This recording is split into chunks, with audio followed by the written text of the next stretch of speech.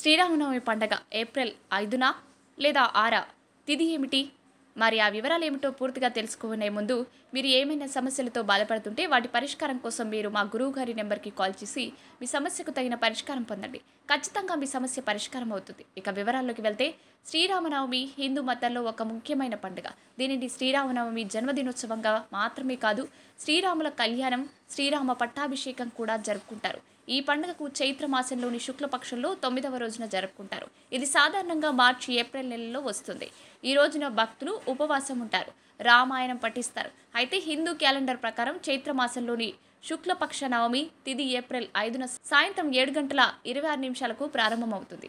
ఈ తిథి మర్నాడు ఏప్రిల్ 6న సాయంత్రం 7:22 ముగుస్తుంది. హిందూ మతంలో ఉదయ తిథిని పరిగణలోకి తీసుకుంటారు కనుక ఉదయ తిథి ప్రకారం ఈసారి శ్రీరామనవమి 2025 ఏప్రిల్ 6న జరుపుకోనున్నారు.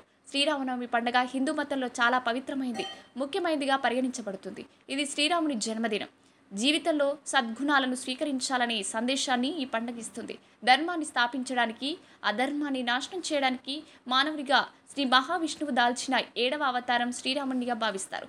ఈ రోజున భక్తులు రామాయణం, రామచరితమానాలను పఠిస్తారు, శ్రీరామ కథ వింటారు, దేవుణ్ణి స్మరిస్తారు. ఈ వీడియోని లైక్ చేయండి, షేర్ చేయండి. ఇలాగే మరిన్ని వీడియోల కోసం మా ఛానల్ని ఇప్పుడు సబ్స్క్రైబ్ చేయండి.